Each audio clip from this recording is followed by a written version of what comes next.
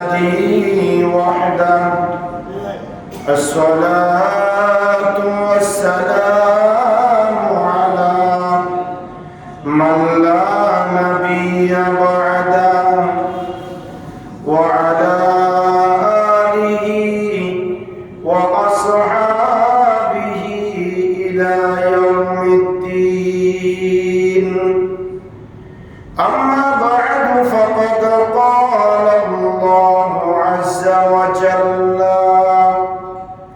في شان حبيبه تعظيما له وتوقيرا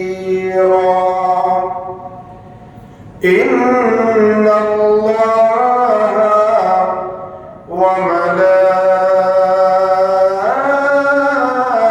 وملائكته يصلون على النبي يا أيها الذين آمنوا صلوا عليه وسلموا تسليما صلى الله على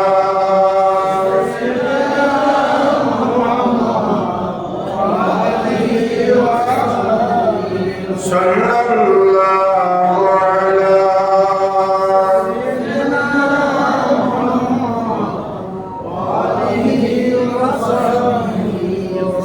صلى الله على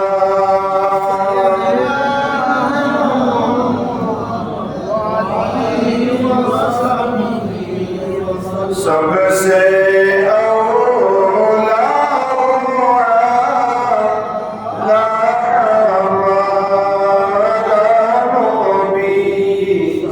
सबसे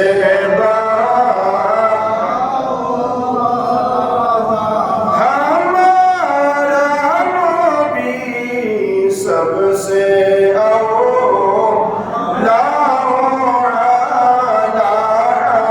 हमारा नबी सबसे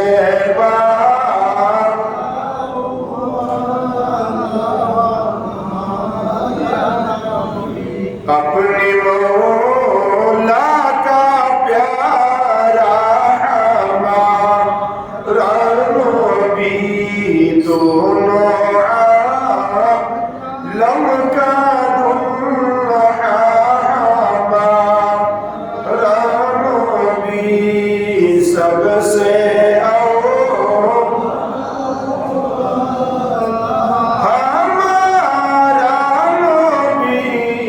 सबसे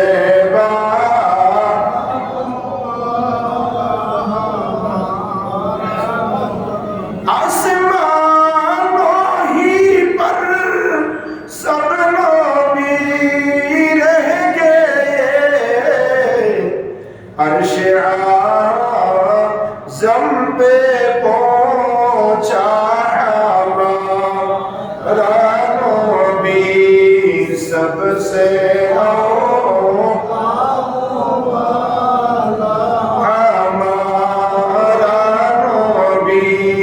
सबसे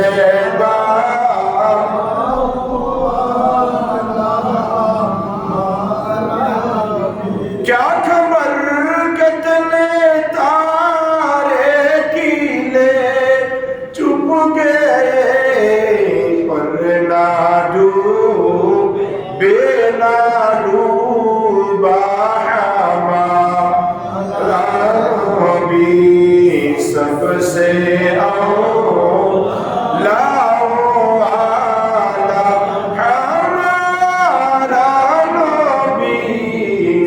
सबसे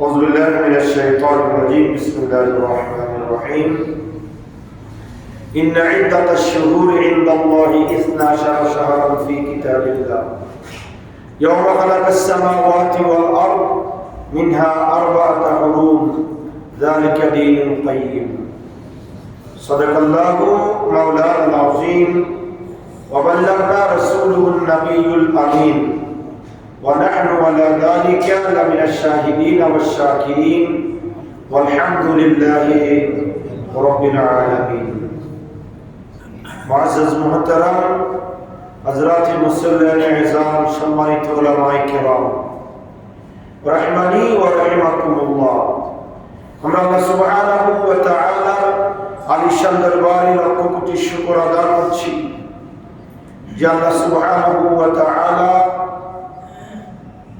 1447 হিজরির প্রথম মাস মুহররমুল হারামের দ্বিতীয় জুমা নামাজ জুমাদের মহান লক্ষ্যে পবিত্র ইয়াম আশুরাকে সামনে নিয়ে আল্লাহর ঘর মসজিদে আসার বসা সালামি আরজ করার সুযোগ আর তৌফিক যে আল্লাহ আমাদেরকে দান করেছেন তার দরবারে করছি আলহামদুলিল্লাহ। আর লক্ষ দুরূদ ও সালামের হাদিয়া প্রেরণ করছি সোনার মদিনায় কামলিওয়ালা নবী নুরুন নবী হায়াতুন নবী ইমামুল আম্বিয়া নবী সমস্ত নবীদের নবী মুহাম্মদুর রাসূলুল্লাহ সাল্লাল্লাহু তাআলা আলাইহি ওয়াসাল্লামের নূরি দরবার সোনার মদিনায় উচ্চ আওয়াজে আরেকবার বলছি আলহামদুলিল্লাহ। মুহতারাম হাজিরিন, আমাদের সামনে সমাগত পবিত্র ইয়াম আশুরা অত্যন্ত মহিমান্বিত একটা দিন। পৃথিবীর ইতিহাসে যত কর্মকাণ্ড নবী রাসূলদেরকে পরীক্ষা, ঈমানদার মুমিনদেরকে পরীক্ষা করেছেন আল্লাহ, পরীক্ষা করে যে দিনেই আল্লাহ কামিয়াব করেছেন, পরীক্ষা পাস করাইছেন, সেই দিন ছিল আশুরা দিবস। ইসলামের ইতিহাসে অত্যন্ত গুরুত্বপূর্ণ জায়গা দখল করে আছে ইয়াম আশুরা। আশুরার দিনের গুরুত্ব এবং আশুরার ফজিলত এই বিষয়ে আমরা আলোচনা করব। তার পূর্বে আমরা অতি সংক্ষেপে হিজরি সনের ইতিহাসটা আমরা আলোচনা করছি যে আল্লাহ রাব্বুল আলামিন হাকিমুল হাকিমিন বলেছেন আজকে কোরআনুল কারীমের সূরা তাওবা 36 নম্বর আয়াতে কারীমা আপনাদের সম্মুখে তিলাওয়াত করেছি। এই আয়াতে আল্লাহ বলেছেন ইন্না ইদ্দাতাশ শুহুরে ইনদাল্লাহি 12 শাহরান ফি কিতাবিল্লাহ। আল্লাহ বলেছেন দুনিয়ার মানুষ শোনো, আমার এই কিতাব এই কোরআনুল কারীমের মধ্যে মাসের সংখ্যা হচ্ছে 12টি। সুবহানাল্লাহ। মাস কয়টা? আল্লাহর কিতাবে মাসের সংখ্যা 12টা। আমরা জানি বাংলা মাসও 12টা, ইংরেজি মাসও 12টা, এগুলো মানব রচিত। কিন্তু হিজরি সন মুহররমুল হারাম থেকে জিলহজ পর্যন্ত এই 12টি মাস আল্লাহর কিতাব দ্বারা সাবেত। জোরে বলুন সুবহানাল্লাহ। এই 12টা মাস আল্লাহর কিতাব দ্বারা কি সাবেত। আল্লাহর কিতাবের মধ্যে আল্লাহ সুবহানাহু ওয়া তাআলা ইরশাদ করেছেন ইন্না ইদ্দাতাশ শুহুরে ইনদাল্লাহি 12 শাহরা। আমি আল্লাহর নিকট মাসের সংখ্যা 12টি। মিনহা আরবাতা হুরুম। আল্লাহ বলছেন মিনহা আরবাতা হুরুম, তার মধ্যে আমরা 4টা মাস হচ্ছে অতি সম্মানিত মাস। সুবহানাল্লাহ। 12টি মাসের মধ্যে 4টা মাস অতি সম্মানী মাস। অতি কি মাস? সম্মানিত মাস। যে মাসে আমরা জানি আরবের জমিনে আগে যুদ্ধ বিগ্রহ হতো। কি হতো? বেশি বেশি যুদ্ধ হতো, প্রতি গোত্রে গোত্রে যুদ্ধ লেগেই থাকতো। কিন্তু যখন এই 4টি মাস আসতো, জিলকদ, জিলহজ, মুহররম এবং রজব। সুবহানাল্লাহ। কয় মাস? জিলকদ, জিলহজ, মুহররম এই 3টে হচ্ছে লাগাতার, আর রজব হচ্ছে আলাদা। তখন আল্লাহ রাসূল সাল্লাল্লাহু আলাইহি ওয়াসাল্লাম ইরশাদ করেছেন, আল্লাহ রাব্বুল আলামিন বলেন মাসের সংখ্যা 12টি, তার মধ্যে 4টা মাস অতি সম্মানিত মাস। আর সেই সম্মানিত মাস হচ্ছে জিলকদ, জিলহজ, মুহররম রজব, এই 4টা মাস সম্মানিত মাস। এই মাস যখন আসতো তখন আরবে যুদ্ধ বিগ্রহ পর্যন্ত কি থাকতো? বন্ধ থাকতো। তারা এই মাসকে সম্মান করত। এই মাসের সাথে ইসলামের গুরুত্বপূর্ণ কিছু বিষয়ের সাথে আল্লাহ রাব্বুল আলামিন হাকিমুল হাকিমিন সম্পৃক্ততা রেখেছেন। সুবহানাল্লাহ। আমরা সংক্ষেপে শুনবো যে হিজরি সনের ইতিহাস। মুহররমুল হারাম কেন হিজরি সনের প্রথম মাস হলো? মুহররমুল হারাম এই জন্য হয়েছে হিজরি সনের প্রথম মাস। হযরত ওমর ইবনুল খাত্তাব কয় নম্বর খলিফা? গোটা 22 লক্ষ বর্গ মাইলের প্রেসিডেন্ট ছিলেন। সুবহানাল্লাহ। ওমর রাদিয়াল্লাহু তাআলা আনহুর খেলাফত ছিল ইসলাম বিজয়ের স্বর্ণযুগ। আরবের সীমানা পেরিয়ে রোম পারস্য সহ পুরা 22 লক্ষ বর্গ মাইলের প্রেসিডেন্ট ছিলেন ওমর ইবনুল খাত্তাব রাদিয়াল্লাহু তাআলা। এই সময়ে তিনি যখন 22 লক্ষ বর্গ মাইলের প্রেসিডেন্ট, তিনার একক এই পুরা এরিয়া পরিচালনা করা সম্ভব নয়। সেই জন্য তিনি বিভিন্ন দেশে কাজী প্রশাসক নিয়োগ করে তাদেরকে বিভিন্ন স্থানে দায়িত্বশীল বানিয়ে দিয়েছিলেন। তারা বিভিন্ন জায়গায় দায়িত্ব পালন করছে। আধুনিক জমানা ছিল না, কমিউনিকেশন ভালো ছিল না, যাতায়াত সহজ ছিল না, যার দরুন দূর দূরান্ত থেকে আসা সময়ের ব্যাপার ছিল। যে কোনো প্রয়োজন সাপেক্ষে তখন তৎকালে চিঠি আদান প্রদান হতো। কথা বলেন ঠিক কিনা? এই আজ থেকে 10, 15, 20 বছর মোবাইল আবিষ্কার হওয়ার পর থেকে চিঠিগুলা ডাকগুলা দিন দিন কি হচ্ছে? নিষ্ক্রিয় হয়ে যাচ্ছে। না হলে আগে একসময় ডাক বিভাগের অনেক গুরুত্ব ছিল। বিদেশে চিঠি আদান প্রদান, লেখাজোখা ছিল, বিভিন্ন তথ্য আদান প্রদান চিঠির মাধ্যমে হতো। এখন ইমেল, বিভিন্ন আধুনিকতা এসে যাওয়ার কারণে এখন চিঠির গুরুত্ব কমে গিয়েছে। সেই তৎকালীন সিরিয়ার যিনি ছিলেন আপনার এই তৎকালীন রাসূল পাকের পরে ওমর ইবনে খাত্তাবের জমানায় যখন বিভিন্ন কাজী তাদের কাছে ওমর ইবনে খাত্তাব বিভিন্ন বিষয় নিয়ে চিঠি লিখতেন এবং কাজীরাও তাদের সমস্যা সমাধানের জন্য প্রধানমন্ত্রীর কাছে চিঠি লিখতেন। এই চিঠিতে কোনো তারিখ নির্ধারিত ছিল না, যার দরুন ওই সমস্ত প্রশাসকেরা প্রধানমন্ত্রীর আদেশ সম্বলিত চিঠি কোনটা আগের, কোনটা পরের, কোনটা কোন তারিখের, কোনটাতে কি ব্যাপারে, এই সমস্ত ব্যাপারগুলা তারা বুঝতে কষ্ট হচ্ছে।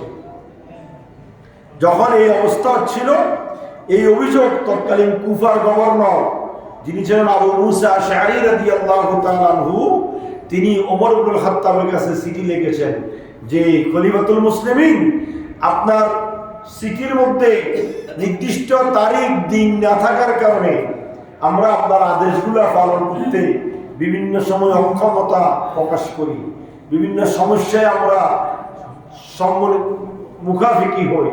যে এই চিঠিগুলোর মধ্যে যদি নির্ধারিত তারিখ দিন উল্লেখ থাকতো তাহলে আপনার আদেশ পালন করতে আমাদের পক্ষে কি হতো? সহজ হয়ে যেত। এই কথা যখন তৎকালীন কুফার গভর্নর আবু মুসা আশআরী রাদিয়াল্লাহু তাআলা আনহু খলিফাতুল মুসলিমিন ওমর ইবনুল খাত্তাব রাদিয়াল্লাহু তাআলা আনহুর কাছে লিখেছেন, ওমর ইবনুল খাত্তাব রাদিয়াল্লাহু তাআলা আনহু একটা পরামর্শ সভা কায়েম করলেন। যে ওই পরামর্শ সভায় হযরতে ওসমান দুন নুরাইন, মাওলা আলী শেরে খুদা, বড় বড় সাহাবায়ে কেরাম সেই পরামর্শ সভার মধ্যে উপস্থিত ছিলেন। কেউ কেউ পরামর্শ দিচ্ছে, আমরা যদি হিজরি সনের তারিখ নির্ধারণ করি তাহলে এই তারিখটা আমরা আল্লাহর নবী যেই তারিখে দুনিয়াতে এসেছে অথবা যেই তারিখে আল্লাহর নবীর এই নবুয়ত প্রকাশিত হয়েছে, এই তারিখগুলোতে যদি আমরা হিজরি সনের প্রথম তারিখ করি তাহলে এটা আমাদের জন্য কল্যাণ হয়। কিছু কিছু সাহাবায়ে কেরাম কি দিচ্ছিলেন? পরামর্শ দিচ্ছিলেন।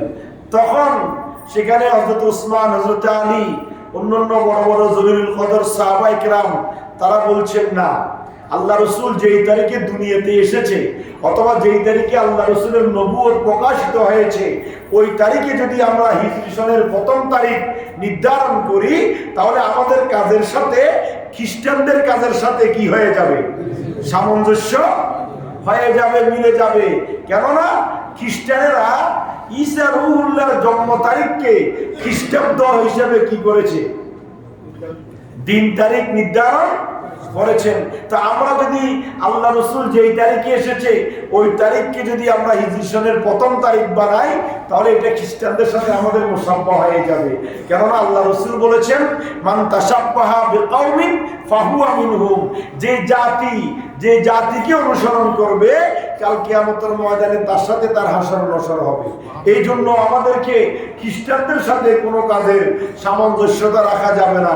সুতরাং আল্লাহ রসুলের আগমনের তারিখ অথবা আল্লাহ রসুলের ঈদের মিলাদুন নবী যেই তারিখে আল্লাহ রসুল দুনিয়াতে এসেছে অথবা যেই তারিখে আল্লাহ রসুলের নবুয়ত প্রকাশিত হয়েছে ওই তারিখে হিজরি সনের তারিখ করা যাবে না।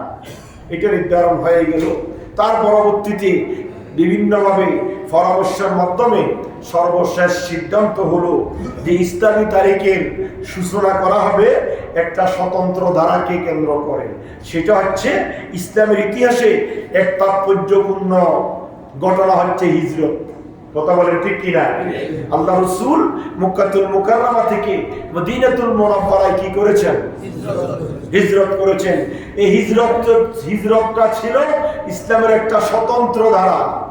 ওই হিজরতকে কেন্দ্র করে আমরা হিজরি সনের তারিখ নির্ধারণ করতে পারি। সবাই একমত হলো, পরামর্শ সবার ভিতর, সবাই একমতে ঐক্যমত পোষণ করলো যে আল্লাহর নবী যেই তারিখে মক্কা থেকে মদিনায় হিজরতের অর্ডার পেয়েছেন সেই তারিখ হবে হিজরি সনের প্রথম মাস এবং প্রথম তারিখ।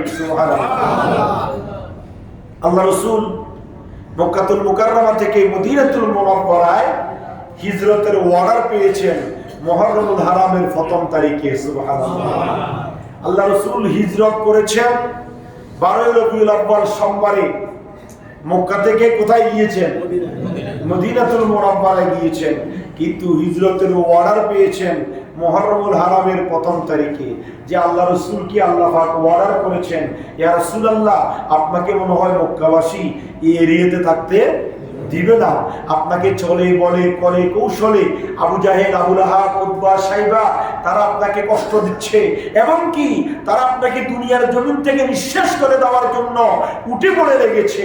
ইয়া রাসূলুল্লাহ, ইয়া হাবিবাল্লাহ আপনি মনে হয় আর থাকতে পারবেন না, আপনি মানসিকভাবে প্রস্তুতি গ্রহণ করেন, আপনি অচিরেই মক্কাতুল মুকাররমা ছেড়ে ইয়াসরিফের জমিনে হিজরত করতে হবে। সুবহানাল্লাহ। এই শুভ সংবাদ আল্লাহ রসুল আল্লাহর পক্ষ থেকে দিক নির্দেশনা পেয়েছেন মুহররমুল হারামের প্রথম তারিখে।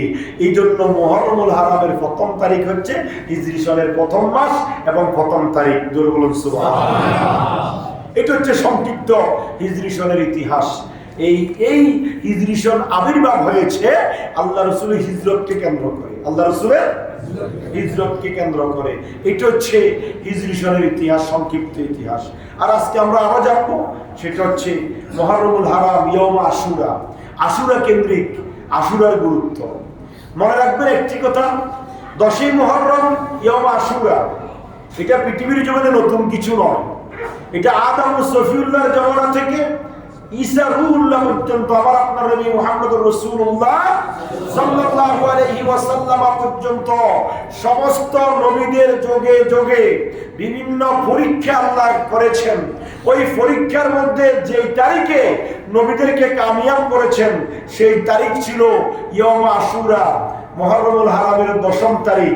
কিন্তু মুহররমুল হারামের 10ম তারিখ এত বেশি আলোচিত এবং গুরুত্ব বহন করার পিছনে যে কারণ সেটা হচ্ছে ইমাম আলী মুকাম, ইমাম হুসাইন রাদিয়াল্লাহু তাআলা আনহু, আহলে বাইত রাসূল, নবীর পরিবারের সদস্য, নবীর কলিজার টুকরা ইমাম হুসাইন রাদিয়াল্লাহু তাআলা আনহুর শাহাদাতের কারণে এই আশুরাটা আরো বেশি সুস্পষ্ট হয়ে মানুষের কাছে পালনীয় এবং গ্রহণীয় হয়ে আছে। বলুন সুবহানাল্লাহ। আমরা জানি পৃথিবীর ইতিহাসে আল্লাহ নবীদেরকে বেশি বেশি কি করেছেন? পরীক্ষা করেছেন। মানুষ যত বড় তার পরীক্ষাও তত বড়, পোস্ট যত বড় তার পরীক্ষাও তত বড়। কথা বলেন ঠিক কিনা? খতিবকে মুয়াজ্জিনের প্রশ্ন করবে না, কিন্তু মুয়াজ্জিনকে খতিবের প্রশ্ন বেশ কম আছে না নাই? বেশ কম আছে। অনুরূপ ভাবে নবীরা যত বড়, পৃথিবীর জমিনে শ্রেষ্ঠ মানুষ কারা? বলেন না কারা? পৃথিবীর জমিনে শ্রেষ্ঠ মানুষ হচ্ছে নবী রাসূলগণ। তাদের পদাধিকার বলে তারা যত বড়, তাদের পরীক্ষাও তত বড়। আল্লাহ রাব্বুল আলামিন যোগে যোগে সব নবী রাসূলকে পরীক্ষা করেছেন, কাউকে পরীক্ষা ছাড়া রাখেন না। এই জন্য আল্লাহ বলেছেন, ওয়ালানাবলুওয়ান্নাকুম বিশাইইম মিনাল খাউফি ওয়াল জু'i ওয়া নাকসিম মিনাল আমওয়ালি ওয়াল আনফুসি ওয়াস সামারাত ওয়া বাশশিরিস সাবিরিন। আমি আল্লাহ আদম ও সফিউল্লাহ থেকে ঈসা রূহুল্লাহ পর্যন্ত, মুহাম্মদুর রাসূলুল্লাহ সাল্লাল্লাহু আলাইহি ওয়াসাল্লাম পর্যন্ত যুগে যুগে সমস্ত নবী রাসূলদেরকে পরীক্ষা করেছি। হে আমার ঈমানদার বিশ্বাসী বান্দারা, তোমরা শুনে থাকো, নবী রাসূলদের পরে পৃথিবীর জমিনে যারা যত বেশি ঈমানের বলে বলিয়ান, তাদেরকে আমি আল্লাহ তত বেশি পরীক্ষা করব। চলে বলে করে কৌশলে আমি আল্লাহ বান্দাকে বিভিন্নভাবে পরীক্ষা করব।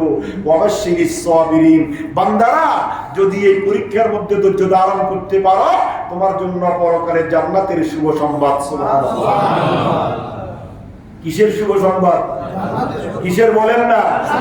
ওয়ালানাবলুওয়ান্নাকুম বিশাইইম মিনাল খাউফ, আল্লাহ ভয়ভীতি দ্বারা, ওয়াল জু ক্ষুধা দ্বারা, ওয়া নাকসিম মিনাল আমওয়াল ধন সম্পত্তির নোকসানি দ্বারা, ওয়াস সামারাত সন্তান সন্ততির মৃত্যু দ্বারা।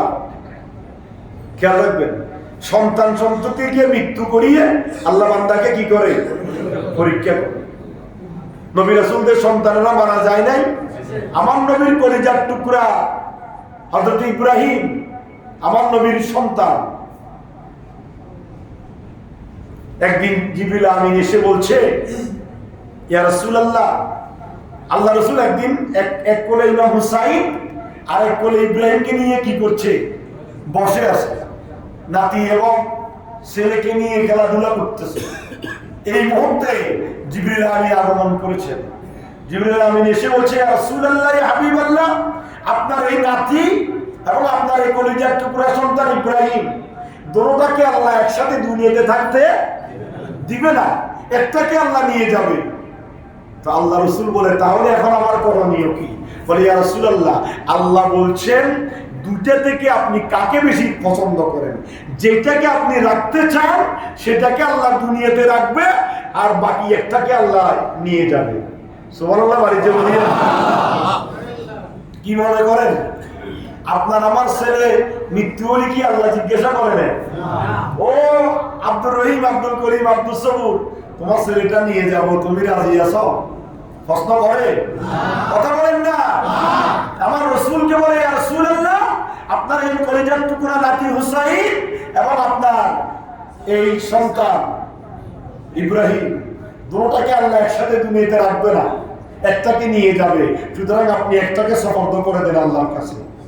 তখন আল্লাহ রাসূল বললেন, আমি আমার ইব্রাহিমকে আল্লাহর দরবারে সুপর্দ করে দিলাম। সুবহানাল্লাহ বলবেন না? নাতি হুসাইনকে রেখে দিলাম। জিবরাইল আশ্চর্য হয়ে গেল, ইয়া রাসূলুল্লাহ, ওটা তো মেয়ের নাতি, আর এটা আপনার নিজের কলিজার টুকরা সন্তান। আল্লাহ রাসূল বলে, আমার ইব্রাহিম যদি চলে যায় দুঃখ পাবো আমি আর আমার খাদিজা। সুবহানাল্লাহ বলেন না? আমার ইব্রাহিম যদি চলে যায় দুঃখ পাবো আমি আর আমার স্ত্রী খাদিজা, কিন্তু যদি আমার হুসাইন চলে যায় আমার কলিজার টুকরা মা ফাতেমা কষ্ট পাবে, আমার আলী কষ্ট পাবে, ওইটা আমার বরদাস্ত হবে না, সহ্য হবে না। এই জন্য আমি ইব্রাহিমকে সুপর্দ করে দিলাম। যোগে যোগে আল্লাহ নবী রাসূলদেরকে এই জন্য সন্তান দুনিয়াতে আল্লাহ দেন, দেওয়ার পরে নিয়ে যান। ওই নিয়ে যাওয়ার পরে আল্লাহ বান্দাকে পরীক্ষা করেন, বান্দা সবর করে কিনা, ধৈর্য ধারণ করে কিনা। এই জন্য আল্লাহ বলেন, আমি আল্লাহ ইমানদার বান্দাদেরকে পরীক্ষা করব। সন্তান সন্ততির মৃত্যু দ্বারা, ধন সম্পত্তির নোকসানি দ্বারা, বিপদ দ্বারা, মুসিবত দিয়ে, জটিল কঠিন রোগ দিয়ে যে বান্দা ধৈর্য ধারণ করতে পারে, আমি আল্লাহ তার জন্য আখিরাতের শুভ সংবাদ, জান্নাতের সুসংবাদ রেখে দিলাম। জরুর সুবহানাল্লাহ। এইভাবে আমরা যদি দেখি, যুগে যুগে সব নবী রাসূলদেরকে আল্লাহ পরীক্ষা করেছেন। আদম ও সফিউল্লাহকে পরীক্ষা করেছেন। শুধু তাই নয়, আল্লাহ প্রথমে বলছেন ফিহে খালাকাস সামাওয়াতি ওয়াল আরদি ওয়া মা বাইনাহুমা। দুনিয়ার জমিনকে আমি আল্লাহ সৃজন করেছি, সাজিয়েছি। আসমান জমিন দুবয়ের মধ্যখানে আমি আল্লাহর যত সৃষ্টি আছে সব কিছুকে আমি সাজিয়েছি মুহররমুল হারামের 10ম তারিখে। সুবহানাল্লাহ। মনে রাখবেন, গোটা পৃথিবীর সৃজন হয়েছে কয় তারিখে? মুহররমুল হারামের।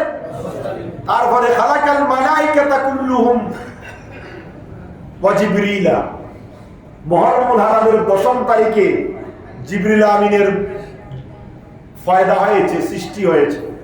এবং যত ফেরেশতা আল্লাহ দুনিয়ার জমিনে সৃষ্টি করেছেন, সব ফেরেশতাদেরকে মুহররমুল হারামের 10ম তারিখ সৃষ্টি করেছেন। সুবহানাল্লাহ। তারপরে আল্লাহর পরীক্ষা শুরু। তাআল্লাহু আলা আদম বাদা তরদে ওয়াল বাকাই ওয়াল আবিন। আল্লাহ বলেন, আদম ও সফিউল্লাহকে পরীক্ষা করেছিলাম। একদিন নয়, 2 দিন নয়, 1 বছর নয়, 2 বছর নয়, সুদীর্ঘ 350 বছর পর্যন্ত আদমকে পরীক্ষায় নিমজ্জিত রেখেছিলাম। 350 বছর পরে আদম ও সফিউল্লাহ হঠাৎ করে তার মাথায় এসে গেল, রব্বুল আলামিন, আপনি যখন আমাকে নিজ হাতে বানিয়েছিলেন, আপনি আমাকে বানানোর পরে আমার ভিতরে যখন রূহ দিয়েছিলেন, রূহ দেওয়ার পরে আমি যখন মাথা উত্তোলন করেছি, আরশ আজিমের ফায়ার সাথে দেখেছি লা ইলাহা ইল্লাল্লাহ মুহাম্মাদুর রাসূলুল্লাহ। আল্লাহ রে, যে আপনি যে আপনার জালালি নাম লা ইলাহা ইল্লাল্লাহ, সে আপনার জালালি নামের সাথে একটা জামালি নাম মুহাম্মাদুর রাসূলুল্লাহ দেখেছি, নিশ্চয় তিনি আপনার কোনো পেয়ারা বান্দা হবে। আমি আজকে 1 দিন নয়, 2 দিন নয়, সুদীর্ঘ 350 বছর পর্যন্ত আপনার দরবারে কান্নাকাটি করছি, আমি একজন নবী হয়ে আপনি আমার দোয়া কবুল করছেন না। আল্লাহ আরশ আজিমে যেই নাম দেখেছি, আপনার নামের সাথে জামালি নাম মুহাম্মাদুর রাসূলুল্লাহ, সেই মুহাম্মাদুর রাসূলুল্লাহ সাল্লাল্লাহু আলাইহি ওয়াসাল্লামের উসিলায় আমার তওবা কবুল করে আমাকে এবং আমার স্ত্রী হাওয়াকে একসাথে করে দাও। আল্লাহ বলেন, আদম 350 বছর পর্যন্ত কাঁদতে হতো না। যেই দিন জান্নাত থেকে বহিষ্কার করে দিয়েছিলাম, সেই দিন যদি আমার সে পেয়ারা নবীর উসিলা নিয়ে আমার কাছে দোয়া করতে, তাহলে আমি আল্লাহ তখনই তোমার দোয়া কবুল করে নিতাম। সুবহানাল্লাহ। সুতরাং আদম, তোমার দোয়া কবুল হয়ে গিয়েছে, যাও তুমি এবং তোমার স্ত্রী আরাফাতের জমিনে একত্রিত হয়ে যাও। সুবহানাল্লাহ। এই আরাফাতের জমিনে হজ কেন? আব্বা আদম ও সফিউল্লাহর স্মৃতি। হাওয়া আলাইহিস সালাম ছিলেন এক জায়গায়, আদম আলাইহিস সালাম ছিলেন। পৃথিবীর 2 প্রান্ত থেকে 2 জন একত্রিত হয়েছেন আরাফার জমিনে। এই জন্য সেই স্থানের নাম আরাফা, পরিচয়ের স্থান। আল্লাহ বলেন, আদম, সফিউল্লাহ এবং হাওয়াকে পরিচয় করাইছি আরাফাতে, এবং তার সন্তানদেরকে গোটা ওয়ার্ল্ড থেকে আমি আল্লাহ 10ই জিলহজ আরাফাতের জমিনে, 9ই জিলহজ আরাফাতের জমিনে আমি আল্লাহ একত্রিত করে পরিচয় করাবো। এবং সেই স্থানে, যে স্থানে আদম এবং হাওয়াকে আমি আল্লাহ অকাতরে বিলীন করে ক্ষমা করে দিয়েছিলাম, সে আদম এবং হাওয়ার সন্তানদেরকেও আরাফাতের জমানে আমি আল্লাহ মাফ করে দিব। আরাফাতের ময়দানে সারাদিন আদম হাওয়া কথা বলেছেন। কথা খেয়াল করেন, হজের সাথে আদম এবং হাওয়ার সম্পর্ক। আদম এবং হাওয়া সারাদিন আরাফাতে কথা বলছেন। সেই দিন ছিল 9 জিলহজ। রাত্রিবেলায় গিয়ে মুজদালিফাতে ঘুমিয়েছেন। সুবহানাল্লাহ বলেন না? দীর্ঘ 350 বছর পরে দেখা কথা আছে না নাই? 350 বছর পরে কথা শেষ করি মুজদালিফায় যায় রাত্রি যাপন করেছেন। তখন তো বস ছিল না, দরজা ছিল না, ছিল কিছুই ছিল না, খোলা আকাশের নিচে। আল্লাহ বলেন, দুনিয়ার মানুষ শুনো, আদম এবং হাওয়া 350 বছর পরে একত্রিত হয়ে আরাফাতে সারাদিন কথা বলেছে আর মুজদালিফাতে গিয়ে ঘুমিয়েছে। আমি আল্লাহ আদম সন্তানদের উপর হজ ফরজ করে দিলাম। হজের 3টা ফরজের একটা ফরজ হচ্ছে 9 জিলহজ সারাদিন আরাফাতের ময়দানে কান্নাকাটি করবে, আর 10 তারিখের রাত্রি 9 জিলহজ দিবাগত রাত্রিতে মুজদালিফার খোলা আকাশের নিচে সেখানে আরামে ঘুমাবে। সুবহানাল্লাহ বলেন না? এই জন্য লক্ষ লক্ষ হুজ্জাজে কেরাম আরাফাতের জমিনে কান্নাকাটি করে, রোজাদারি করে, আল্লাহর দরবারে মাপ চায়, আর রাত্রিতে গিয়ে মুজদালিফার জমিনে খোলা আকাশের নিচে ঘুমায়। কথা বলেন ঠিক কি? এটা আদম সফিউল্লাহ এবং আম্মা হাওয়া আলাইহিস সালামের সুন্নাত। কিয়ামত পর্যন্ত এই মুজদালিফার জমিনে খোলা আকাশের নিচে হুজ্জাজে কেরাম ঘুমাতে হবে, এটা আল্লাহর বিধান। জোরে বলুন সুবহানাল্লাহ। সেই আদম সফিউল্লাহর ফরিয়াদ আল্লাহ কবুল করেছেন 10ই মুহররম। শুধু তাই নয়, ওয়াফিহে আতাল্লাহু নারা ইব্রাহিম খলিল। আমরা জানি নমরুদ ইব্রাহিম আলাইহিস সালামকে আগুনে কি করেছেন? কথা বলেন না, কি করেছেন? নিক্ষেপ করেছেন। ইব্রাহিম খলিলুল্লাহ, সেই ইব্রাহিম খলিলুল্লাহর জন্য নমরুদের আগুনকে আল্লাহ রাব্বুল আলামিন ফুলের বাগানে পরিণত করে দিয়েছেন। সুবহানাল্লাহ। যে মুহূর্তে ইব্রাহিম খলিলুল্লাহকে ছুটে মেরতেছে নমরুদ, কে বলেন না?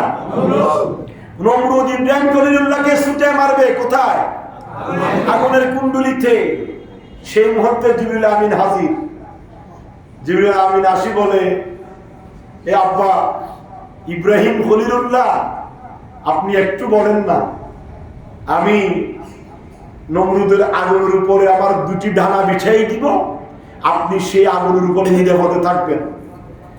নবীদের ঈমান কেমন দেখেন। ইব্রাহিম খলিলুল্লাহ বলে, খোদার কসম, যে আল্লাহ আমাকে বানিয়েছেন, আমি যে আল্লাহর জন্য নমরুদের সামনে আমার এই মাথাকে নত করি নাই, আমার সে আল্লাহ কি নাই? আমি তোমার কাছে কেন আমি সাহায্য চাবো? যে আল্লাহর জন্য আমি নমরুদের আগুনে ঝাঁপ দিচ্ছি, সে আল্লাহই আমাকে বাঁচাবে। আল্লাহু আকবার। আমার আল্লাহ বলেন, কুল্লা ইয়া নারু কুনি বারদাও ওয়া সালামান আলা ইব্রাহিম। হে আগুন, তোমাকে বানিয়েছি কোনো কিছুকে জ্বালিয়ে দেওয়ার জন্য। তোমার কাজ হচ্ছে জ্বালিয়ে দেওয়া, পুড়িয়ে দেওয়া। কিন্তু আগুন রে, তোমাকে আমি অর্ডার করছি, আমার ইব্রাহিম ওসিরেই তোমার কাছে আসতেছে। আমার ইব্রাহিম যখন তোমার কাছে আসবে, তুমি আমার ইব্রাহিমের জন্য শীতল হয়ে যাবে, নাতিশীতোষ্ণ হয়ে যাবে, বেশি ঠান্ডাও নয়, বেশি গরমও নয়, আরামদায়ক হয়ে যাবে। এটা আমি আগুনকে অর্ডার করছি। বলুন সুবহানাল্লাহ। আগুনের কাজ জ্বালিয়ে দেওয়া। কিন্তু আল্লাহ বলেন, ইব্রাহিম, আমার ইব্রাহিমের জন্য তুমি কি হয়ে যাবে? শীতল হয়ে যাবে। এই নবীদের ঈমান কেমন মজবুত দেখেন। জিবরাইল বলে, আপনাকে একটু সহযোগিতা করব। ইব্রাহিম বলে, আমার আল্লাহ কোথায়? যে আল্লাহর জন্য আমি আগুনে ঝাঁপ দিচ্ছি, আমার আল্লাহকে দেখতেছে না? সাথে সাথে আল্লাহ রহমতের কলিজা জোশ মেরেছে। আল্লাহ আগুনকে অর্ডার করে দিয়েছেন। ইব্রাহিম খলিলুল্লাহ আগুনের কুণ্ডলিতে ঝাঁপ দিয়েছে। ইব্রাহিম খলিলুল্লাহর জন্য নমরুদের আগুন শীতল হয়ে গিয়েছে, ফুলবাগানে পরিণত হয়েছে। ইব্রাহিম খলিলুল্লাহকে জিজ্ঞাসা করা হলো, নমরুদের আগুনের কুণ্ডলির মধ্যে আপনার কাছে কেমন লেগেছে? বলে, খোদার কসম করে বলছি, আমি যখন বাইরে ছিলাম একটা অদ্ভুত অবস্থার মধ্যে ছিলাম। খোদার কসম, যখন আমি আগুনে পড়েছি, আমার কাছে একেবারে শীতল, জান্নাতি হাওয়া, জান্নাতি নাজু নিয়ামত, জান্নাতের অবস্থা আমি অবলোকন করতে পেরেছি। আল্লাহ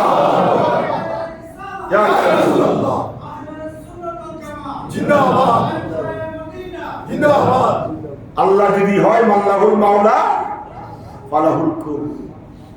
সেই আগুনের কুণ্ডলী থেকে ইব্রাহিম খলিলুল্লাহ যেদিন নাজাত পেয়েছেন, সেই দিন ছিল মুহররমুল হারামের 10 তারিখ। ওয়াফিহে রাফা ইদ্রিস আলাইহিস সালাম। ইদ্রিস আলাইহিস সালামকে আল্লাহ আকাশে উঠাই নিয়েছেন 4th আসমানে। সেই দিন ছিল আশুরার দিবস। ওয়াফিহে শিফা আইয়ুবা। আমরা জানি আইয়ুব আলাইহিস সালামকে আল্লাহ কঠিন রোগ দিয়েছেন। কথা বলেন ঠিক কি না? আইয়ুব আলাইহিস সালামকে কঠিন রোগ দিয়েছেন। সেই কঠিন রোগে গোটা শরীর ফোকা, এভাবে বিলবিল বিলবিল করে খাচ্ছিল, গোটা শরীরের পোকা। আইয়ুব আলাইহিস সালাম একদিনও বলেন না, আল্লাহ আমাকে সেবা দান করো। সুবহানাল্লাহ বলবেন না?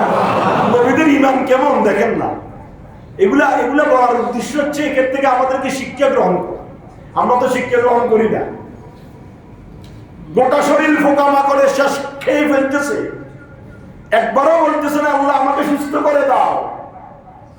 একটা পোকা আর একটা পোকার উপর সাইড দিতে গিয়ে একটা পোকা নিচে জলে পড়েছে, সাথে সাথে তিনি সে পোকাটা নিয়ে আবার ওই ক্ষতস্থানে বসাই দিয়েছেন। আমার আল্লাহ তোমাকে বানাইছে আমাকে খাওয়ার জন্য, তুমি পড়ে যাচ্ছে কোন খাও। সুবহানাল্লাহ বলবেন না? সেই আইয়ুব আলাইহিস সালাম গোটা শরীর খাইতেছে পোকা, কিছু বলতেছে না, সাথে কেউ নাই। আমি এই ব্যাপারে আলোচনা করছিলাম আইয়ুব আলাইহিস সালামের জীবনী নিয়ে, আপনারা জানেন, অনেকের মনে আছে। সাথে কেউ নাই, নিজের স্ত্রী ছিল, স্ত্রী ছাড়া আর সাথে কেউ নাই, ছেলে মেয়ে ভাই বোন, ফোকা গন্ধ শরীরের ভিতর ফোকায় খাচ্ছে, তাকে কে সেবা করবে, কে ধরবে? কেউ নাই পাশে, একমাত্র স্ত্রী ছাড়া। পরবর্তীতে বিভিন্ন একটা কূপ ছিল, কূপ থেকে পানি উঠেছে, সেখান থেকে তিনি গোসল করেছে, পবিত্র হয়েছে, সুস্থ হয়েছে। এই ব্যাপারে আমি আলোচনা করেছি, সেদিকে যাচ্ছি না। তিনি যখন ফোকায় খাইতে খাইতে খাইতে খাইতে যখন এবার মুখে জিহ্বার মধ্যে আসি গিয়েছে, ফোকা সব শরীর খেয়ে যখন জিহ্বার মধ্যে প্রবেশ করেছে, এইবার বলছে আল্লাহ তুমি কি দেখছো না? তুমি তো এতদিন আমাকে অনেক ভালো রেখেছিলা, আমি সুস্থ ছিলাম, ভালো ছিলাম, এখন তো ফোকায় আমার মুখটা খাই ফেলতেছে। যে মুখ দিয়ে আমি তোমার জিকিরে মশগুল ছিলাম, সেই মুখ যদি ফোকায় খেয়ে ফেলে আমি কিভাবে তোমাকে ডাকবো? আল্লাহ আমাকে সুস্থ করে দাও। আল্লাহু আকবার। দেখেন গোটা শরীর ফোকায় খাইতেছে, আল্লাহর জিকির বন্ধ নাই। জিকির কি নাই? বন্ধ নাই। এবার যখন মুখে খাইতেছে, মুখ খেলে তো তোমার জিকির করতে পারবো না, আল্লাহ আমাকে ভালো করে দাও। সেই কঠিন রোগ থেকে আইয়ুব আলাইহিস সালামকে আল্লাহ যেদিন সুস্থ করেছেন সেই দিন ছিল মুহররমুল হারামের 10ম তারিখ। ওয়া ফিহি কাল্লামাল্লাহু মূসা ওয়া আনজালাত তাওরাত তানজিল। যেই দিন মূসা কলিমুল্লাহর সঙ্গে আল্লাহ কথা বলেছেন, মূসা কলিমুল্লাহর সঙ্গে আল্লাহ কথা বলেছেন, সেই দিন ছিল মুহররমুল হারামের 10 তারিখ। যেই দিন মূসা কলিমুল্লাহকে আল্লাহ তাওরাত নামক কিতাব দিয়েছেন সেই দিন ছিল মুহররমুল হারামের 10ম তারিখে। আনজাল্লাহু মূসা ওয়া কওমাহু ওয়া গাররাকা ফিরআউনা কওমা। যেই দিন মূসা কলিমুল্লাহকে ফিরআউনের কবল থেকে নীল নদ পার করে মূসা কলিমুল্লাহকে নাজাত দিয়েছেন, কমবক্ত ফিরআউন এবং তার অনুসারীদেরকে নীল দরিয়ার মধ্যে ডুবাইয়ে মেরেছেন, সেই দিন ছিল মুহররমুল হারামের 10ম তারিখ। সুবহানাল্লাহ। মূসা কলিমুল্লাহ কে দৌড়াচ্ছে ফিরআউন মারার জন্য। কিসের জন্য? আগেকার নবীরা কত কষ্ট করেছে, নবীদের কষ্ট। এখন আলেম ওলামা যারা নির্যাতিত, যারা কষ্ট করে, আপনারা হাসেন, কিন্তু নবীদের কষ্ট দেখলে, নবীরা দ্বীনের দাওয়াত দিচ্ছেন, তার অনুসারীরা দৌড়াচ্ছে, বিপক্ষ দল দৌড়াচ্ছে মারার জন্য। মূসা কলিমুল্লাহ তার দলবল নিয়ে যাচ্ছে সামনের দিকে, এইদিকে ফিরআউন তার দলবল নিয়ে আসতেছে মূসাকে দাবা করার জন্য। মূসার অনুসারীরা বলছে, হে নবী মূসা, ফিরআউন তো আসতেছে, আমাদেরকে তো পেয়ে বসবে, সামনে তো সাগর, আমরা যাবো কোথায়? নবীদের ঈমান দেখেন। মূসা কলিমুল্লাহর সাথে সাথে বলছেন আমরা একা নয়, আমাদের সাথে আল্লাহ আছে। সুবহানাল্লাহ। মূসা কলিমুল্লাহ যখন সাগরের পাড়ে গেলেন, আল্লাহ ইলহাম করলেন, মূসা রে, তোমার হাতে যে লাঠি আছে, লাঠি দিয়ে সাগরের মাঝখানে বাড়ি দাও। মূসা কলিমুল্লাহ বাড়ি দিলেন, বিশাল টান রোড হয়ে গেল। এইদিকে ফিরআউন তার অনুসারীরা মনে করছে মূসাকে তো পেয়ে গেলাম, কারণটা কি? সামনে হচ্ছে সাগর, মূসা যাবে কোন দিকে? আল্লাহ বলে, মূসা লাঠি দিয়ে বাড়ি দাও, আমি আল্লাহ রাস্তা বানিয়ে দিব। রাস্তা করে দিলেন আল্লাহ। মূসা কলিমুল্লাহ বিশাল টান রোড দিয়ে সাগরের মাঝখান দিয়ে তার অনুসারীদেরকে নিয়ে অপর দিকে পার হয়ে গেলেন। এইদিকে ফিরআউন তার অনুসারীরা সাগরের মাঝখানে আসলেন। ফিরআউন তো বড় খুশি, সাগরের মাঝখানে বিশাল রোড, আমি মূসাকে পেয়ে বসবো। যখন সাগরের মাঝখানে গেলেন, আল্লাহ বলেন কুন ফায়াকুন। সুবহানাল্লাহ। কাফ নুন, কুন দিয়ে আল্লাহ রাস্তা বানিয়েছেন। ফায়াকুন বলার সাথে সাথে রাস্তা সরে গিয়েছে। ফেরাউন তার অনুসারীরা সাগরের মাঝখানে ডুবে হাবুডাবু খাচ্ছেন, আর এইদিকে ফেরাউন যখন পানি খেতে খেতে খেতে খেতে যখন ডুবে যাচ্ছেন তখন বলছেন, আল্লাহ আমানতু বনি ইসরাইল, আল্লাহ আমি মুসা কলিমুল্লাহ যে আল্লাহর উপর ঈমান এনেছে, আমি ফেরাউনও সে আল্লাহর উপর ঈমান আনলাম। আল্লাহ বলেন, ফেরাউন আল ইয়াউমা নুনাজ্জিকা বিবাদানিক লিতাকুনা খালফাকা আয়া। তুমি মনে করছো মুসা কলিমুল্লাহ ঈমানের বলে পার হয়ে গিয়েছেন, তুমি এখন যখন মরে যাচ্ছ এখন বলতেছো মুসা যে আল্লাহর উপর ঈমান আনছে আমিও সেই আল্লাহর উপর ঈমান আনলাম, আগে কোথায় ছিলা? সুতরাং আসো তোমাকে পানির মধ্যে ডুবাবো, চুবাবো, নিঃশেষ করে দিব, তুমি পানিতে থাকবে, তবে সাগরের মাছ তোমাকে খাবে না, পোকামাকড় তোমাকে খাবে না, তোমার শরীরটা অক্ষত রেখে দিব, তোমার শরীর পানিতে ফসবে না। আল ইয়াউমা নুনাজ্জিকা বিবাদানিক লিতাকুনা খালফাকা আয়া, কিয়ামত পর্যন্ত তোমাকে আমি আল্লাহ রেখে দিব। যত নব্য ফেরাউন দুনিয়াতে আসবে, আলেম বিরোধী, নবী বিরোধী, ওলি বিরোধী, গাউস কুতুব বিরোধী, তাদেরকে সাক্ষী দেওয়ার জন্য, তাদেরকে শিক্ষা দেওয়ার জন্য, তাদেরকে উচিত শিক্ষা দেওয়ার জন্য তুমি ফেরাউনকে আমি রেখে দিব। মিশরের পিরামিডে ফেরাউন এখনো আছে না নাই? এখনো আছে। নুকগুলা বাড়ে মাঝে মধ্যে, আবার খসে পড়ে, কিন্তু শরীর এইভাবে আসে, চেহারাটা কুকুরের মতো, শরীরটা একভাবে সিমচাম। আপনারা এই ফেসবুকে ইউটিউবে দেখেছেন, যারা সচক্ষে গিয়েছেন তারাও দেখেছেন। এই পিরামিডের ভিতর মিশরে এখনো ফেরাউন আছে, কিয়ামত পর্যন্ত থাকবে। রেখে দিয়েছেন কে? আল্লাহ। একজন মানুষকে যদি মৃত্যুর পরে 2, 4, 10, 20 ঘন্টা রাখতে হয়, বরারের ভিতর রাখতে হয়, কথা বলেন ঠিক কিনা? এসি গাড়িতে রাখতে হয়, কিন্তু ওষুধ দিতে হয়। কিন্তু বিদেশ থেকে যারা লাশ পাঠায় বাংলাদেশে, ওগুলো লাশের ফাঁকে আপনার চা পাতা, অন্যান্য মেডিসিন দিয়ে ইঞ্জেকশন ফুসিং করে তার শরীরটা অক্ষত রাখতে হয়।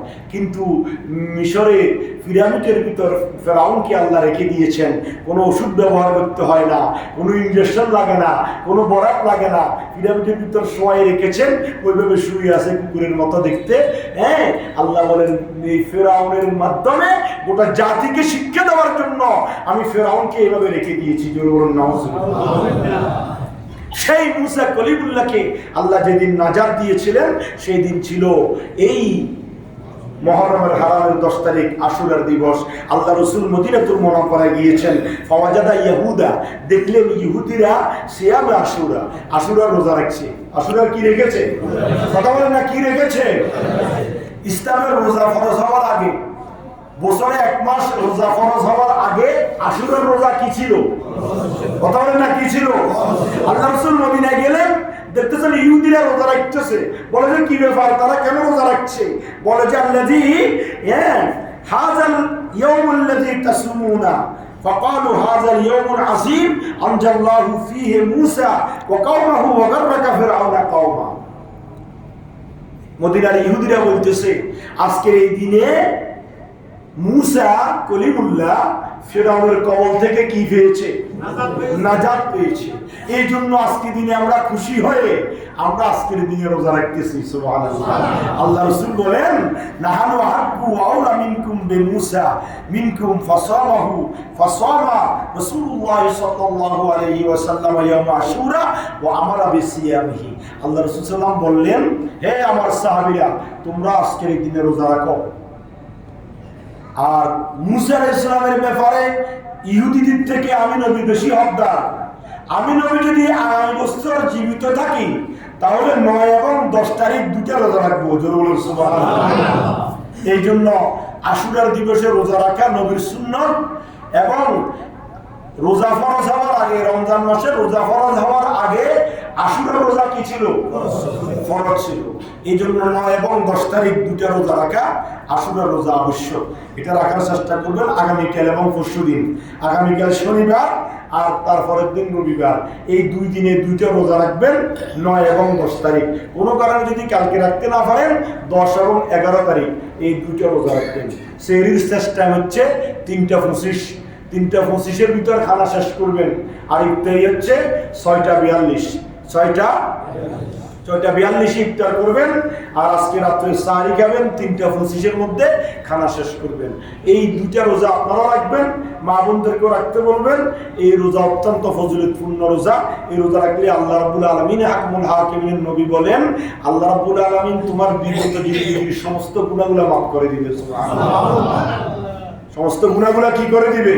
মাফ করে দিবে। সর্বশেষ ওয়াফিহি নাজারুন আমান মাআহু ফিস সাফিনাতি বিজাদিল কালিম। নূহ আলাইহিস সালামের প্লাবন হয়েছিল, জানেন তো? নূহ আলাইহিস সালামের কি হয়েছে? প্লাবন হয়েছে। সেই প্লাবনে নূহ আলাইহিস সালামের নৌকা জুতি নামক পাহাড়ের সাথে ঠেস লেগেছিল। গোটা পৃথিবী পানি আর পানি, গোটা পৃথিবীর মানুষ পশু পাখি ডুবে সবাই সাইলাব হয়ে গিয়েছে, এবং কি খোদ আল্লাহর ঘর পর্যন্ত নূহ আলাইহিস সালামের প্লাবনে ভেঙে গিয়েছিল। কিন্তু নূহ আলাইহিস সালামের নৌকা টলমল করে। নূহ আলাইহিস সালাম বলে, খোদার কসম করে বলছি, গোটা পৃথিবী পানি আর পানি, আমার নৌকা এদিক সেদিক টলমল করে, মনে হয় যেন পানিতে নৌকা ডুবে যাবে। সেই মুহূর্তে আমি বলি, আল্লাহ, যে নবী মুহাম্মদুর রাসূলুল্লাহর উসিলায় তামাম পৃথিবীকে আপনি সাজিয়েছেন, সেই নবীর উসিলায় আমার নৌকাকে স্থির রাখেন। সাথে সাথে নৌকা স্থির হয়ে যায়, এবং সর্বশেষ প্লাবন ছিল 41 দিন পর্যন্ত। গোটা পৃথিবী পানি আর পানি ছিল। 41 দিন পরে নূহ আলাইহিস সালামের নৌকা জুতি নামক পাহাড়ের সাথে ঠেস লেগে সেখানে আস্তে করে অবতরণ করেছিল। যেই দিন, সেই দিন ছিল মুহররমুল হারামের 10 তারিখ, আশুরার দিবস। সুবহানাল্লাহ। ইউনূস আলাইহিস সালাম মাছের পেটে গিয়েছিল, জানেন না আপনারা? কার পেটে? মাছের পেটে। ইউনূস নবী মাছের পেটে ছিলেন, সেখান থেকে ভূমিষ্ঠ হয়ে সাগরের পাড়ে ছিলেন।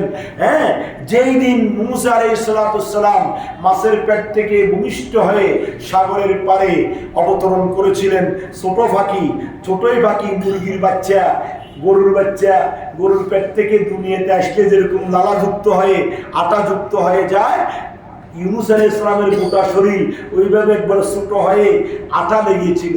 আল্লাহ রাব্বুল আলামিন হাকামুল হাকিমিন সাথে সাথে সেই সাগরের পাড়ে ইউনূস নবীর জন্য একটা কদু গাছ সৃষ্টি করে দিয়েছেন। মুহূর্তের ভিতরে কদু গাছ ডালপালা বিশিষ্ট হয়ে ইউনূস নবীকে ছায়া দিয়েছেন। কদু গাছের ভিতর কোনো পোকামাকড় বসে না, কদু গাছের ভিতর ওষুধ মারতে হয় না।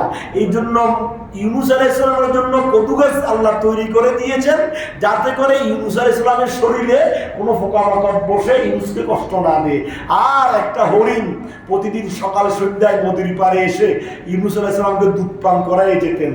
এইভাবে ইউনূস আলাইহিস সালামকে আল্লাহ সুঠাম দেহের অধিকারী করেছেন আবার দ্বিতীয়বারের মতো। যেই দিন ইউনূস আলাইহিস সালামকে মাছের পেট থেকে আল্লাহ দুনিয়াতে আবার পাঠিয়েছেন, সেই দিন ছিল আশুরার 10 তারিখ, মুহররমুল হারামের 10 তারিখ, আশুরার দিবস। সুবহানাল্লাহ। এবং ওয়াফিহি রাদ্দা ইউসুফ আলা ইয়াকুব, ইউসুফ আলাইহিস সালামকে তার ভাইয়েরা কূপের ভিতর কি করেছিলেন? ফেলে দিয়েছিলেন। সেখান থেকে, কূপ থেকে দীর্ঘদিন পরে ইউসুফ আলাইহিস সালাম উঠেছেন, মিশরের প্রধানমন্ত্রী হয়েছেন। জুলাইখার সাথে অনেক কর্মকাণ্ড ঘটেছে। যা কিছু হয়েছে সবকিছু হয়েছিল মুহররমুল হারামের 10 তারিখ, আশুরার দিবসে। ওয়াফিহি রাফা ঈসা আলাইহিস সালাম ইলাস সামা, ঈসা আলাইহিস সালামকে দ্বিতীয় আসমানে উঠাই নিয়েছেন যেই দিন, সেই দিন ছিল আশুরার তারিখ। ওয়াফিহি তাজাওয়াজা নবিয়ুনা মুহাম্মদুর রাসূলুল্লাহ সাল্লাল্লাহু আলাইহি ওয়াসাল্লাম বাইনা খাদিজাতুল কুবরা, যেই দিন মা খাদিজার সাথে আল্লাহ রাসূলের বিয়ে হয়েছিল। খাদিজার 40 বছর, আল্লাহ রাসূলের 25 বছর। সেই দিন ছিল আশুরার 10 তারিখ। সর্বশেষ ওয়াফিহি কুতিলা সিবতু রাসূলিল্লাহ সাল্লাল্লাহু আলাইহি ওয়াসাল্লাম আল হুসাইন ওয়া মান মাআহু কাসীরা ওয়া কালীল। ইমাম হুসাইন রাদিয়াল্লাহু তাআলা আনহু সহ নবী পরিবারের 72 জন সদস্য কারবালার জমিনে ফোরাত নদীর তীরে যেই দিন শাহাদাতের শরাব পান করে আমাদেরকে নতুনভাবে ইসলাম দিয়েছেন, সেই দিন ছিল মুহররমুল হারামের 10 তারিখ, আশুরার দিবস। জোরে বলুন সুবহানাল্লাহ। আর অনেক ঘটনা আছে। এই আশুরা অত্যন্ত মহিমান্বিত দিন। তাসবিহ তাহলিল আদায় করবেন, কোরআন শরীফ তেলাওয়াত করবেন, রোজা রাখবেন, ভালো ভালো খানা তৈরি করে এতিম মিসকিন অসহায়দেরকে খাওয়াবেন। এটাতে সওয়াব আছে, বেদাত নয়, গুনাহ নয়। খাওয়াইলে সওয়াব। বেদাত বলি আপনি ভালো কাজ থেকে দূরে থাকিয়েন না। যদি সামর্থ্য থাকে ভালো কাজের ব্যবস্থা করবেন, খানার ব্যবস্থা করি, এতিম মিসকিন অসহায় আত্মীয় স্বজনকে খাওয়াবেন। আর যদি সামর্থ্য না থাকে কি করবেন? তসবিহ তাহলিল রোজার মাধ্যমে দিন কাটাবেন। এই সমস্ত ভালো কাজ করে আশুরার ফয়েজ হাসিল করার তৌফিক দান করো। কিন্তু আশুরার দিবসটা এত বেশি হাইলাইট হয়েছে, এত বেশি প্রসিদ্ধ হওয়ার কারণ হচ্ছে ইমাম হুসাইনের শাহাদাত। ইমাম হুসাইন যদি সেই দিন এজিদের হাতে হাত রেখে যদি এজিদের কথা মতো সিংহাসনে বসে প্রধানমন্ত্রীর দায়িত্ব নিয়ে অথবা গোটা একটা সিংহাসনের মালিক হয়ে যদি এজিদের হাতে আত্মসমর্পণ করতেন, আজকে আমরা দাড়ি টুপি পেতাম না, ফাঁক দিয়ে আবার জুব্বা পেতাম না, মসজিদে আজান থাকতো না, দিন ইসলাম শরীয়ত তরিকত হাকিকত মারফত থাকতো না। এই আশুরার দিবস অনেক আলেম ওলামা বলেন আশুরার দিবসে তো এই ঘটনাগুলো ঘটেছে। এত হুসাইনকে নিয়ে কেন এত আলোচনা? হুসাইনকে নিয়ে আলোচনা এই জন্য, হুসাইনের শাহাদাতের কারণে আশুরার মর্যাদা বেড়েছে এবং আমরা পুনরায় ইসলাম পেয়েছি। সুতরাং আল্লাহ রাব্বুল আলামিন হাকামুল হাকিমিন সেই ইমাম হুসাইন রাদিয়াল্লাহু তাআলা আনহুর আদর্শ গ্রহণ করার, নবীর ইশকে মহব্বত অন্তরে নিয়ে জীবন যাপন করার আল্লাহ তৌফিক দান করুক, আমিন। এই আগামীকাল হচ্ছে আশুরার রাত।